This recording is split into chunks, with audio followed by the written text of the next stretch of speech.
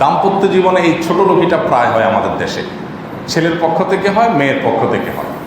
কীরকম হয় চিত্রটা আমি একটু বোঝানোর চেষ্টা করি। ধরা যাক মেয়ের বাপ ভাই তারা একটু দায়িত্ব জ্ঞানহীন, মেয়ের খোঁজখবর নেয় না, ভাইরা বোনের খোঁজখবর নেয় না, 6 মাসে একবার ফোন করে না, মা বাবা বিয়ে দিয়ে দিচ্ছে, দায় সেরে ফেলছে, এরকম একটা ভাব। আত্মীয় স্বজনের যে সম্পর্ক রাখতে হয়, মেয়ে তো রক্ত, ফার্স্ট ব্লাড, তো সেক্ষেত্রে মেয়ের খোঁজখবর নেওয়া যে কর্তব্য অনেক বাপ মা বোঝেন না। তো এই চান্সে অনেক পুরুষ আছে যারা স্ত্রীকে এই কথা বলে খোঁটা দেয় যে তোমার বাপ ভাই তোমার খোঁজখবর নেয় না, তারা অমানুষ, তোমাকে বিয়ে দিয়ে তারা বিক্রি করে ফেলছে, হান করছে, তান করছে। এরকম হয় কি হয় না আমাদের সমাজে?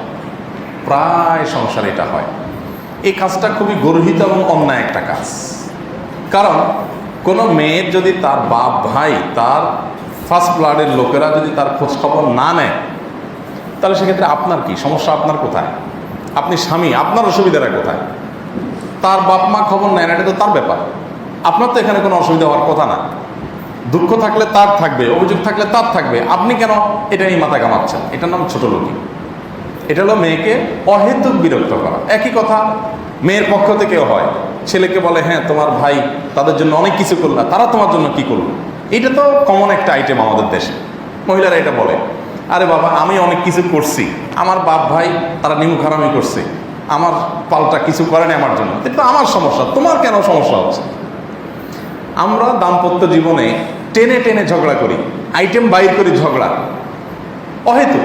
আরে ভাই, আমি স্বামী হিসাবে আমার স্ত্রীর কাছে আমার কি প্রাপ্য আছে সেগুলো নিয়ে আমি কথা বলতে পারি। তার সাথে তার বাপ মা কি আচরণ করলো না করলো এটা তো আমার আইটেম না, এটা তো আমার হেডেক হওয়া উচিত না। আমাদের দেশে ওই যে যৌতুকের মানসিকতা, তো এই জন্য শ্বশুরবাড়ির কাছ থেকে শুধুমাত্র যৌতুকই আশা করে না, ওই বউয়ের সাথে ভালো আচরণ করলো কিনা হে আশাও করে। এটা কাইন্ড অফ যৌতুক। তা না হলে আমার বাপ মা আমার খোঁজখবর নিল না, আমার ভাই, এটা তোমার মাথা ব্যথা করার দরকার কি? বেশিরভাগ মানুষই এই অহেতুক বিষয় নিয়ে ঝগড়াঝাটি করেন, এগুলো ছোট লোকের রীতিমতো, এগুলো করা উচিত না।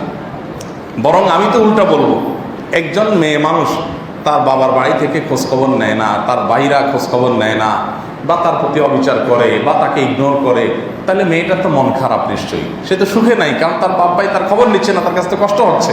তাহলে স্বামী হিসাবে তো আমার দায়িত্ব হলো এই মেয়েকে সাপোর্ট দেওয়া, যে আরে তুমি কোনো টেনশন করিও না, সব মানুষ একরকম হয় না, হয়তো তারা ব্যস্ত আছে, যাও, সবাই একরকম হয় না, হয়তো তারা একটু অসামাজিকই, আলহামদুলিল্লাহ আমি তো আছি, আল্লাহ ভরসা।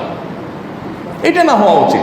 একই কথা মেয়েদের বেলায়, কোনো স্বামী তার বাপ ভাইয়ের জন্য অনেক কিছু করছে, এখন বাপ ভাই তার অবদান স্বীকার করে না, তো স্ত্রীর তো উচিত স্বামীকে সান্ত্বনা দেওয়া, যে বাদ দাও, তারা স্বীকার না করলে কি হয়েছে, আল্লাহ দেখছে না, আল্লাহ তোমার উত্তম বিনিময় দিবে, তুমি টেনশন করিও না, মন খারাপ করিও না। এটা না হওয়া দরকার।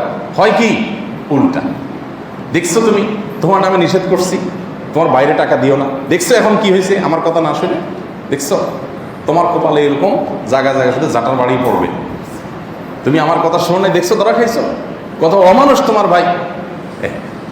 ভাই আমার ভাই অমানুষ, কষ্ট আমার, তোমার এখানে মাথা ব্যথা কেন? তুমি আমার সাথে তোমার বিষয়ে আলাপ করো, থার্ড পার্টি নিয়ে তুমি আলাপ বাড়াচ্ছ।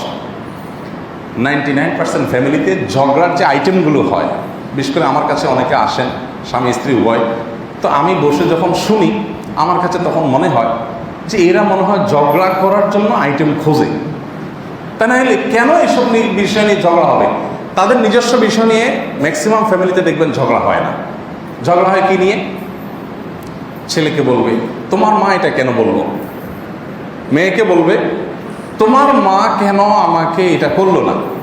দেখেন, আরেকজনকে নিয়ে সব, নিজেদের মধ্যে বোঝাপড়া নিয়ে খুব একটা ঝামেলা এত বেশি হয় না, বেশিরভাগ হয় এই তৃতীয় পক্ষকে নিয়ে। এটা শয়তান করা, এগুলো ভুল এবং অযৌক্তিক এবং অনেক ক্ষেত্রে ছোট লোকই। আমরা এই সমস্ত ক্ষেত্রে দায়িত্বশীল আচরণ করব, আল্লাহকে ভয় করব, আল্লাহ আমাদেরকে সে তৌফিক দান করুন।